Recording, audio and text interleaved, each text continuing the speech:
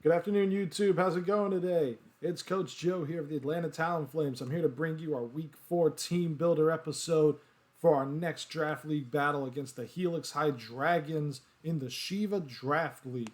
Now, last week, folks, it was a tough one. We took a loss to Coach Potato and Potato's Palossands, and that was a really heck of a good battle. I'll have a link in the iCard posted into this video if you want to check that out, because that battle was intense. At one point, it looked like we were going to lose pretty badly, and then, some things happened here and there, and we actually managed to almost crawl back. Kind of spoiling the end of that episode right there, but you gotta go see it for yourself because that battle was intense between the two of us. Currently, the Hydreigons are 1-1, just like yours truly, the Talonflames. So this battle could potentially throw one of us into the top 4 for the playoff spots in the A division of the Shiva Draft League. So we're gonna have to figure out what he's gonna be bringing, his sets. We're gonna look at that. We're going to showcase the 6 that I'm bringing for this battle, what I'm running with them. And, we're going to have the battle, maybe have a post-game interview with Coach Liam if he's down for it. And we'll get done with that. But let's move into the team builder side of things. All right, so let's look at his team real quick. His team consists of G-Max Snorlax, a very powerful Pokemon in itself, Dragapult, Bisharp, Chinchino, Pincurchin, Gallade, Cantonian Mr. Mime. That's something to keep an eye out. He does not have Galarian Mr. Mime. He has Cantonian. Rabombi, Umbreon, Marowak, and Obstagoon. So we're going to look at those Pokemon individually, and then I'm going to showcase the 6 that I'm bringing. First off, G-Max Snorlax. Massive powerhouse in itself. I don't know which one it's going to be, whether it's going to be the curse format or if it's going to be the belly drum format. I don't even know if I might even see it. Who knows? I might not see it. But I got to keep an eye out for that one per se. Because G-Max Snorlax, if it gets set up, it could easily run house on an opponent. Next up is Dragapult. And Dragapult, we all know how Dragapult is. It's a very powerful attacker. It is fast. He could run Choice Scarf with it, could run Life Orb on it. Not entirely certain what he'll bring. I expect maybe Draco Meteor, maybe Dragon Pulse. Who knows? He might even go full physical attack with Dragon Darts, Phantom Force, U-Turn, and then throw a special move on there, probably like Flamethrower for coverage if necessary against me. Next up is Bisharp. Bisharp, it's Dark and Fighting type. It's got Defiant. It could have Pressure. I don't know which one I'm going to see. I'm looking more at the Defiant side of things because if I run Intimidate, then it instead of going to -1, it goes to +1. And then it can essentially set up there. Maybe even a Swords Dance go to +3. Next up is Pincurchin. Pincurchin, I'm not sure I'm going to be seeing that one in this battle. Unless there's something that I can't tell right at the top of my head on his team. But Pincurchin probably would be there for just setup, if anything, to lower one of my attackers. Maybe Electric Surge. Maybe one of his Pokemon brings Electric Seed. I'm not entirely... Or maybe even he uses that as a spike setter. Because I don't have anything to... I kind of have one, but we're going to see how that works later. Chinchino's next. Chinchino's a fast Pokemon. Could have Skill Link, which means if he has Skill Link, he'll probably bring Tail Slap. He'll probably bring Rock Blast. Probably Fake Out for coverage.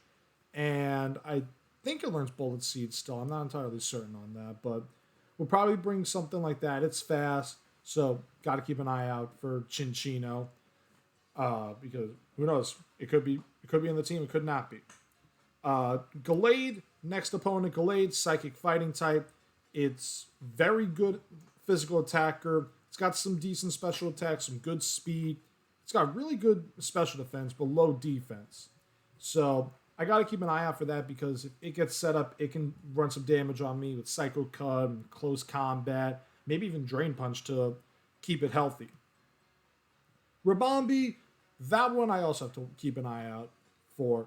Because Rabambi's kind of like the Alolan Butterfree in the sense that I believe it learns Sleep Powder. And if it learns Sleep Powder, then it can set up with Quiver Dance, and if it sets up with Quiver Dance, then it can outspeed just about anything on my team.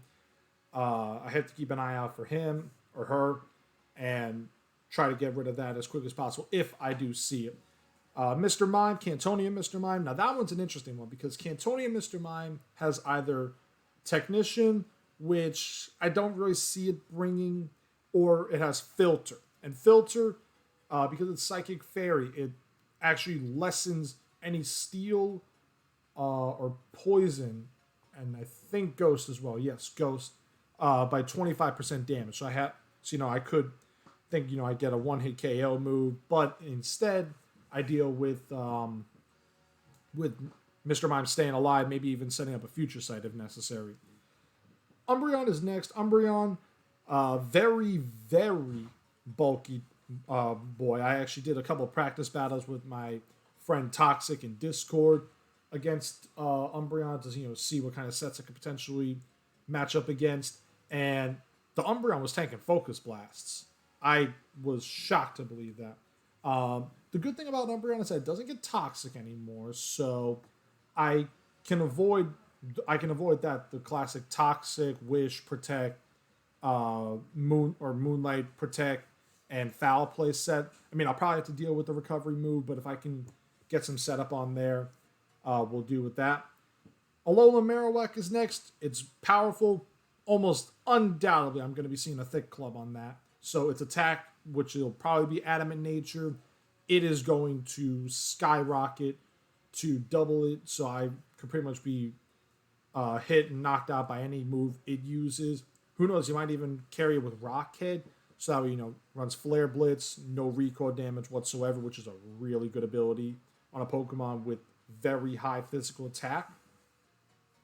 And the last Pokemon we have on Helix's team is the Obstagoon. Now, Obstagoon, funnily enough, is my Lightnoon's father. Not really, but Obstagoon evolves, as we all know, from Galarian Lightnoon, level 35 at night.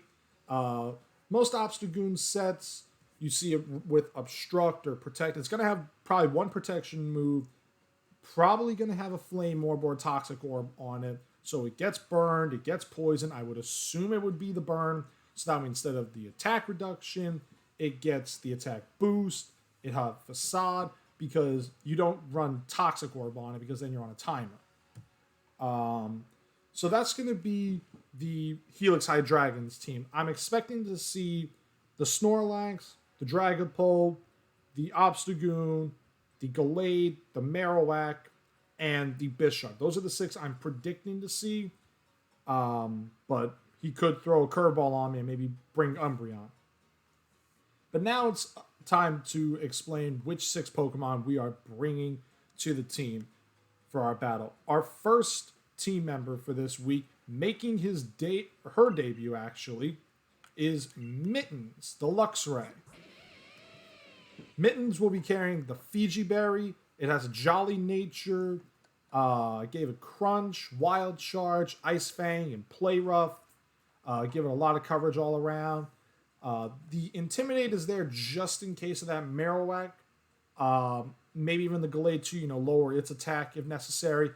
And I could potentially use Intimidate on the Snorlax as well, but I have a different plan for that one, which I'll explain momentarily for you guys. So Mittens is making her debut. Her brother Juno is currently nursing a lower leg injury at this point. We do not know when he will be returning, but we are praying for Juno. If you want, feel free to leave a comment for Juno. Get well soon, June. Our next Pokemon on the team is Cerberus, the Hydreigon. He'll be holding the Focus Sash because I'm predicting that Dragapult will have Draco Meteor on it. And if it holds the Draco Meteor, then it lowers its special attack, and then I get a chance to knock it out with Dragon Pulse. I also gave it Focus Blast, Dark Pulse, and Taunt. Now, Taunt's a wild card out there because he's got a few Pokemon in there that I could get away with If I use Taunt on the Umbreon, then it can't use Moonlight. It can't use Protect. If I use it on the Obstagoon, it can't use Obstruct or Protect. The Snorlax, also, this is a potential strategy. I could use Taunt, Prevent Curse, or Belly Drum. But Hydreigons mainly here today for this battle for Dragapult, Umbreon for coverage with that Focus Blast, maybe even Bisharp if it can, hit it for 4 times super effectiveness, and the Alolan Marowak. Our third member of the team for our battle against Liam is Gojira, the Duraludon. I'm giving him the Choice Scarf for this battle because Choice Scarf Duraludon outspeeds Dragapult, assuming it doesn't have a Choice Scarf naturally. So 295 speed, max special attack. By going that route, I can outspeed fast Dragapult. I can knock it out with my own Draco Meteor. And then, if necessary, switch it out. Get that out of the way. Again, Choice Scarf on Duraludon, so it's always a good thing to have that on it. Run Timid Nature. I don't have defenses in it, so I gotta pray for the best on that. Because Draco Meteor, 90% accuracy, it does have a chance of missing. Fourth Pokemon for our battle against Liam will be Taichi, the Hitmontop. He is making yet another day return to the team. He sat out last week. Potentially could have used him, but you have to see that battle to understand how intense it was between me and Potato. I think right now it's a battle of the entire season, and I don't know how the B division is. There's a couple of guys who are doing their own recordings, but my battle against Potato, I was locked in with that. So back to Taichi. Taichi, the Hitmontop, carrying the Assault Vest, so it can hold off against the Mr. Mime. It can hold up against the Rabombi.